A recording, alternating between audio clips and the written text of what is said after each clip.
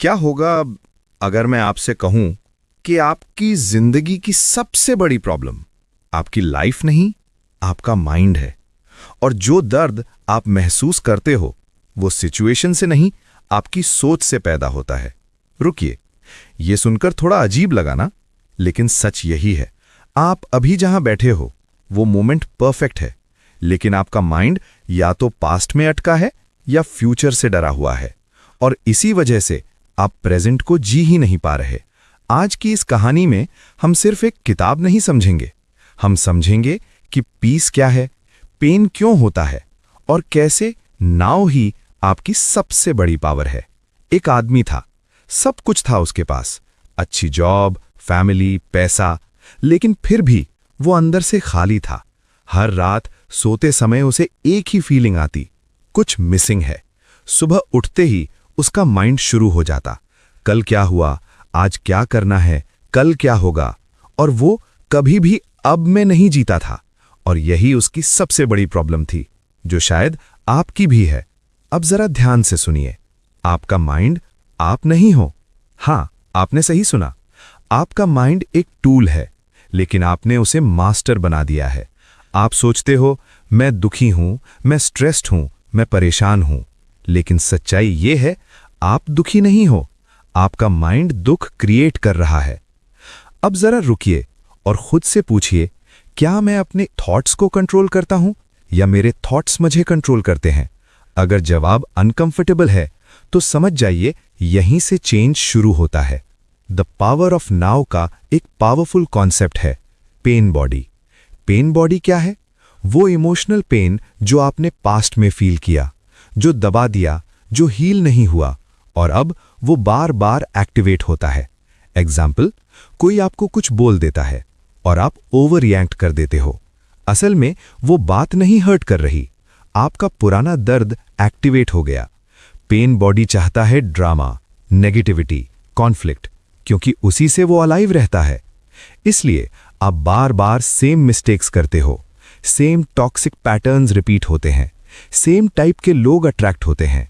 क्यों? क्योंकि आपका पास्ट आपका प्रेजेंट कंट्रोल कर रहा है। अब सवाल है, इससे बाहर कैसे निकलें?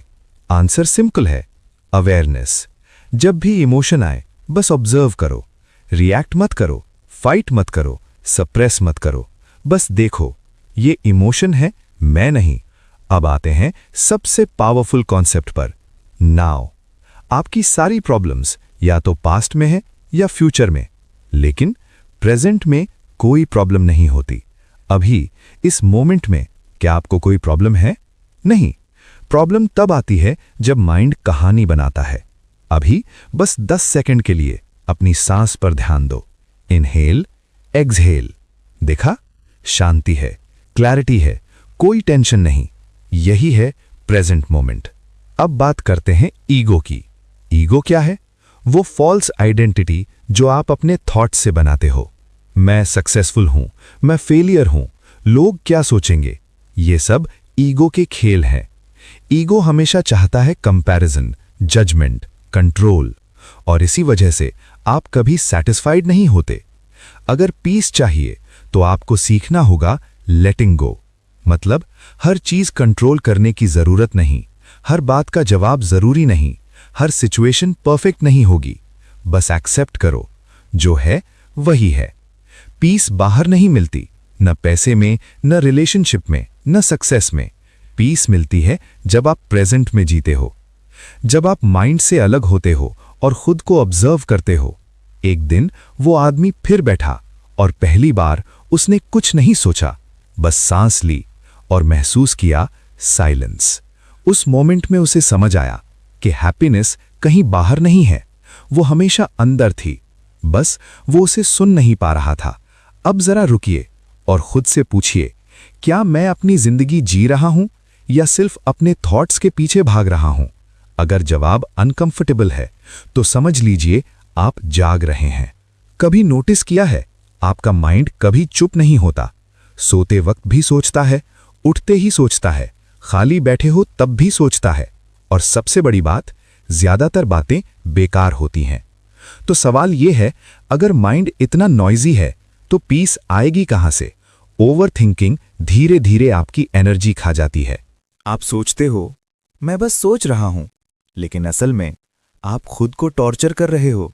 एक ही सिचुएशन को बार बार रिप्ले करना, इमेजिनरी प्रॉब्लम्स बनाना, फ्यूचर का डर क्रिएट करना, ये सब मिलकर बनाते हैं मेंटल नॉइज। और जहां नॉइज है वहां क्लैरिटी नहीं हो सकती। अब जरा रुकिए और ऑब्जर्व कीजिए, अभी आपके माइंड में क्या चल रहा है? क्या वो यूजफुल है या बस रैंडम नॉइज? यही अवेयरनेस आपका पहला स्टेप है। माइंड को फोर्स करके चुप नहीं कराया जा सकता, लेकिन ऑब्जर्व करके उसे शांत किया जा सकता है। जब आप अपने थॉट्स को ऑब्जर्व करते हो तो आप उनसे अलग हो जाते हो। थॉट, मैं परेशान हूं। अवेयरनेस, ये एक थॉट है। बस यही फर्क आपकी पूरी जिंदगी बदल सकता है। जब भी माइंड भागे, सांस पर ध्यान ले आओ। Simple exercise, 4 second inhale, 4 second hold, 6 second exhale. ये सिर्फ ब्रीदिंग नहीं है, ये आपको नाव में वापस लाने का टूल है। अब बात करते हैं एक्सेप्टेंस की। आपकी आधी प्रॉब्लम्स इसलिए हैं क्योंकि आप रियलिटी को एक्सेप्ट नहीं करते। ये ऐसा क्यों हुआ? मेरे साथ ही क्यों? ऐसा नहीं होना चाहिए था। ये रेजिस्टेंस पेन को और बढ़ा देता है। Pain is equal to situation, suffering is equal to resistance. अगर आप सिचुएशन को एक्सेप्ट कर लो तो सफरिंग खत्म हो जाती है। एक्सेप्टेंस का मतलब हार मानना नहीं है, बल्कि रियलिटी को क्लियर देखना है।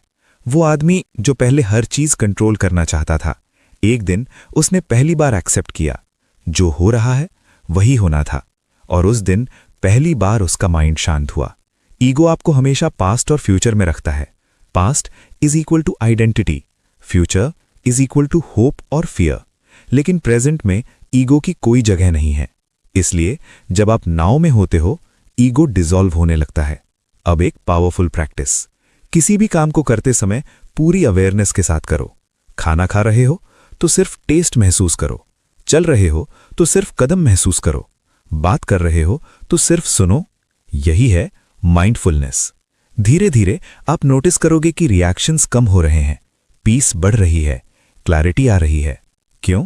क्योंकि अब आप माइंड नहीं हो, आप ऑब्जर्वर बन गए हो। आप हर चीज कंट्रोल नहीं कर सकते, और यही सच आपको फ्री करता है। लोग बदलेंगे, सिचुएशंस बदलेंगी, लाइफ अनप्रेडिक्टेबल रहेगी, लेकिन आपका इनर स्टेट स्टेबल रह सकता है। साइलेंस सबसे पावरफुल स्टेट है। ये वीकनेस नहीं है, ये क्लैरिटी है, ये अवेयरनेस है, ये रियल इंटेलिजेंस है। जब आप साइलेंट होते हो तब आप लाइफ को सच में देख पाते हो। धीरे धीरे वो आदमी बदलने लगा। अब वो रिएक्ट नहीं करता था, अब वो ऑब्जर्व करता था, अब वो भागता नहीं था। और एक दिन उसे एहसास हुआ, मैं वही ढूंढ रहा था जो हमेशा मेरे अंदर था। अब जरा रुकिए और खुद से पूछिए, अगर मेरा माइंड शांत हो जाए तो मेरी लाइफ कैसी होगी? शायद ज्यादा सिंपल, ज्यादा क्लियर, ज्यादा पीसफुल। और सच यही है, वो लाइफ पॉसिबल है। क्या होगा अगर मैं आपसे कहूं, आप ऑलरेडी कंप्लीट हो, आपको कुछ बनने की जरूरत नहीं है, और जो आप ढूंढ रहे हो वो आप पहले से हो। कंफ्यूजिंग? हाँ, क्योंकि माइंड को ये बात समझ नहीं आती। बहुत लोग सोचते हैं एनलाइटनमेंट मतलब कोई स्पेशल पावर, कोई मिरेकल या फिर कोई सेंट बन जाना। लेकिन द पावर ऑफ नाउ के हिसाब से enlightenment is equal to awareness. बस इतना सिंपल। जब आप माइंड से अलग हो जाते हो, जब आप प्रेजेंट में फुली अवेयर होते हो, जब थॉट्स आपको कंट्रोल नहीं करते, तो वही है एनलाइटनमेंट। आपको कुछ अचीव नहीं करना, आपको कुछ हटाना है। ओवरथिंकिंग, ईगो, पास्ट का बोझ, फ्यूचर का डर। और जब ये सब हट जाता है, जो बचता है वही आप हो। अब जरा रुकिए और खुद से पूछिए, अगर मेरा माइंड शांत हो जाए तो मेरी लाइफ कैसी होगी? शायद ज्यादा सिंपल, ज्यादा क्लियर, ज्यादा पीसफुल। और सच यही है, वो लाइफ पॉसिबल है। अब बात करते हैं रिलेशनशिप्स की। आजकल ज्यादातर रिश्ते क्यों टूटते हैं? क्योंकि लोग एक दूसरे को नहीं सुनते, सिर्फ रिएक्ट करते हैं। Ego versus ego, past versus past. लेकिन जब आप प्रेजेंट में होते हो तो आप सच में सुनते हो, बिना जज किए। और वहीं से शुरू होता है रियल कनेक्शन। जब कोई आपको हर्ट करता है तो आप सोचते हो उसने मुझे दुख दिया, लेकिन सच्चाई ये है उसने आपके पेन बॉडी को ट्रिगर किया और आप रिएक्ट कर गए। अगर आप अवेयर होते तो आप ऑब्जर्व करते, रिएक्ट नहीं करते। जब आप प्रेजेंट में जीते हो तो आप ब्लेम नहीं करते, आप समझते हो। आप एक्सेप्ट करते हो और धीरे धीरे रिलेशनशिप्स हील होने लगते हैं। अब सबसे डीप पार्ट, इमोशंस। आप इमोशंस से भागते हो, distraction, phone, social media, overthinking. लेकिन हीलिंग तभी होती है जब आप फील करते हो।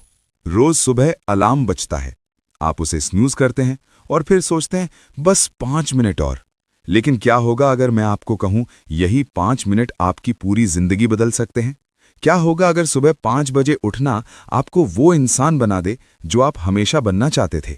ये कहानी है एक लड़की की जो बाहर से सफल दिखती थी लेकिन अंदर से टूटी हुई थी। उसके पास डिग्री थी, नौकरी थी, सोशल लाइफ थी, लेकिन एक चीज नहीं थी, शांति। हर रात वो सोते वक्त यही सोचती, क्या यही जिंदगी है? और हर सुबह वो खुद को फिर उसी रेस में धकेल देती। जरा खुद से पूछिए, क्या आप भी सुबह उठते ही थकान महसूस करते हैं? क्या आपकी जिंदगी में क्लैरिटी की कमी है? एक दिन वो एक सेमिनार में जाती है। वहां एक अजीब सा आदमी स्टेज पर आता है, फटे कपड़े, बिखरे बाल, लेकिन आंखों में आग।